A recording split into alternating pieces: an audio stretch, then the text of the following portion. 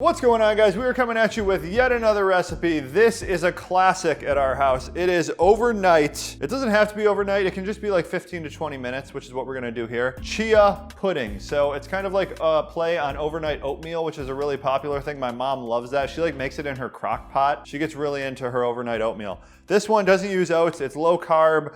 Uses chia seeds to thicken it. It's usually ready in about 15 to 20 minutes. We're gonna make a recipe for you today. Theo, our 20-month-old son, loves this too. Let's get started. The first thing is, that might be a little confusing, chia seeds. Are they low carb? Yes, because they are 5 grams of carbs per tablespoon, 4 grams of fiber. Per tablespoon, there are 1 gram of net carbs. So we're gonna use a few tablespoons of chia seeds to start. That's the base of this. And that is really the most essential component because that is what does the thickening. We'll just kind of eyeball probably like 3 tablespoons worth of chia seeds. That looks good. I like to make it in a mason jar and then I just pop the lid on and put it in the fridge overnight. We're gonna need some kind of sweetener to make this nice and like sweet and kind of dessert-like. We'll do about 15 to 20 drops of stevia. Then we are also going to need something other than just the chia seeds. In my opinion, this is essential to make it taste good and just be kind of like different textures and stuff. So we're gonna be using shredded unsweetened coconut flakes. You could also use nuts. Nuts are good in here, like walnuts is probably my top pick. This is also, we're gonna top the chia pudding with this at the end. But let's just put a little pinch in here, probably about a tablespoon. And that'll add some nice texture, different flavors. You could do hemp hearts, you could do like keto-friendly chocolate chips would be good. And then, now, if you look down below at the recipe post on our website, ketoconnect.net, it just calls for almond milk, but if you wanna make it extra good, you could do like a tablespoon or 2 of heavy cream. It makes it thicker and just like more tasty. This amount of chia seeds is gonna be good for 1 cup of almond milk.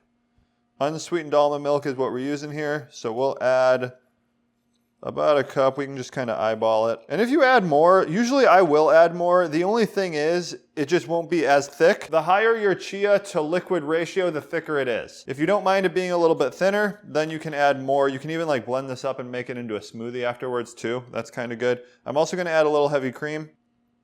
If you want to keep it dairy-free though, obviously just leave that out. And that is all there is to it. So since we did it in a mason jar, we can just seal it up.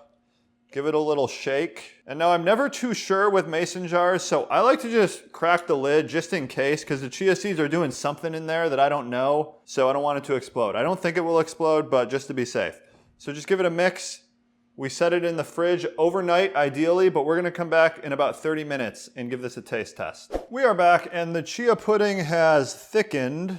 You can see it's pretty thick there. So I'm gonna show you kind of the consistency. So when you use really thin liquids like almond milk, it never gets super thick, but sometimes we do this with coconut milk and it's a lot thicker. That's pretty thick though. Canned coconut milk, that is.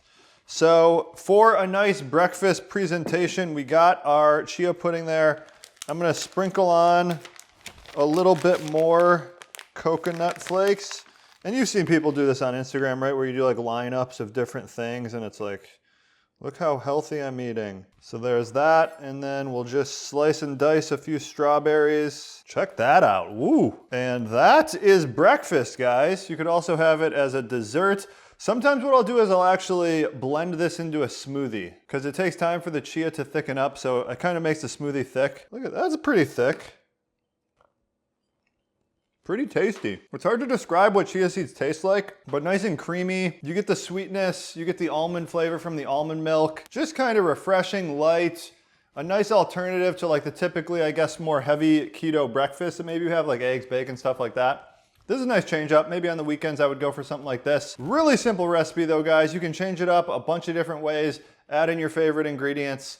Link down below is the full blog post on how to make it, ketoconnect.net. You got instructions, you got ingredients, and you also have the nutrition. And definitely browse around the site, look for other breakfasts. We got a lot of options on there. I think over 500 recipes at this point. That's gonna do it for today, guys. Thanks for watching.